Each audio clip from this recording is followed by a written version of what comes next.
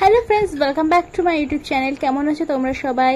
আর তোমরা যারা আমার চ্যানেলে নতুন তারা অবশ্যই কিন্তু আমার চ্যানেলটা সাবস্ক্রাইব করতে একদম ভুলো না। আজকে ভিডিওটা ভালো লাগলে লাইক, কমেন্ট এন্ড শেয়ার করে জানিও কেমন লেগেছে। তো গরমে চারিদিকে সবাই অনেক কিছু বানাচ্ছে, মানে রোদ্দুরে অনেক কিছু বানানোর প্রসেস চলছে। তো আমিও কেন পিছিয়ে থাকবো, আমিও ভাবলাম চলো রোদ্দুরে কিছু একটা বানিয়ে নিই। এতটাই রোদ, আমি তো পাই রাখতে পারছিলাম না। তারপর আমি এখানে এলাম, আজকের আমি রোদে ডিম ভাজবো। তো কড়াটা আমি ধুয়ে নিয়ে এসেছি, কড়াতে কিছু জল লেগে রয়েছে, জলটাকে প্রথমে শুকনো করে নেবো। আর রোদের তেজটা দেখো, সূর্যি বাবা মাথার উপরে আবার দপদপ দপদপ করছে। তো সব মিলিয়ে আজকে পুরো প্রসেসটা করতে আমার 3 থেকে 4 ঘন্টা লেগেছিল। আর প্রথমে এই যে কড়ার জলটাকে আমি ভালো করে শুকিয়ে নিয়েছি, দেখতেই পাচ্ছ জলটা শুকোতে প্রায় আধা ঘন্টার উপরে সময় লেগেছে। কেন এত সময় লেগেছে আমি জানি না।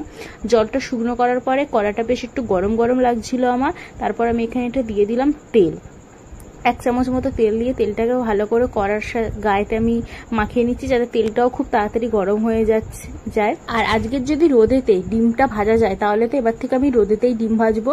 আমাদের এখানে আজকে 45 ডিগ্রি, তোমাদের ওখানে কত সেটা কিন্তু অবশ্যই কমেন্ট করে জানিও। আর রোদের তাপমাত্রাটা থেকে এত রোদ বলার মতো নয়, মানে একটু গাছের পাতাও নড়ছে না, মানে গরমে পুরো হাঁসফাঁস করছি।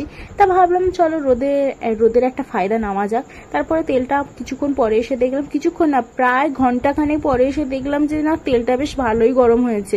তারপর এখানে আমি ডিমটা দিয়ে দিলাম। আর ডিমটা দেওয়ার সাথে সাথে লিটারালি দেখো গাইস কি অবস্থা, মানে কড়াটা কি প্রচন্ড গরম হয়েছিল বাবা।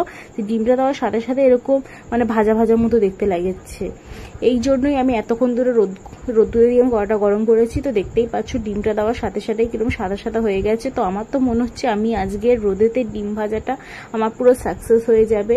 তো চলো এই ডিমটা পোচ করছি আর কি।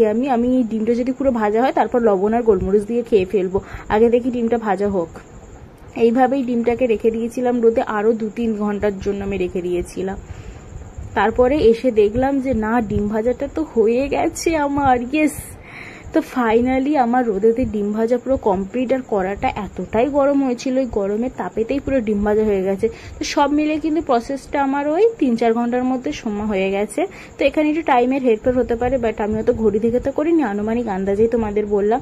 তো আমার কিন্তু ডিম ভাজা ডান। তোমরা প্লিজ একবার রোদেতে ডিম ভেজে দেখো, অবশ্যই হয়ে যাবে। এবার তো ভাবছি আমি রোদেতে সবকিছু বানিয়ে খাবো, চাটাও বানিয়ে খাবো, কারণ রোদেতে চা বানানো খুবই সহজ। শুধু জলটা গরম হয়ে যাবে রোদেতে, ব্যাস হয়ে গেল, ডিম ভাজা যাচ্ছে যখন চাটাও হয়ে যাবে। আর এতটাই গরম ডিম ভাজাটা তোমাদের কি বলবো। তাই তো হয়ে গেল আমার ডিম ভাজা। তোমাদের ভিডিওটা কেমন লাগলো জানিও।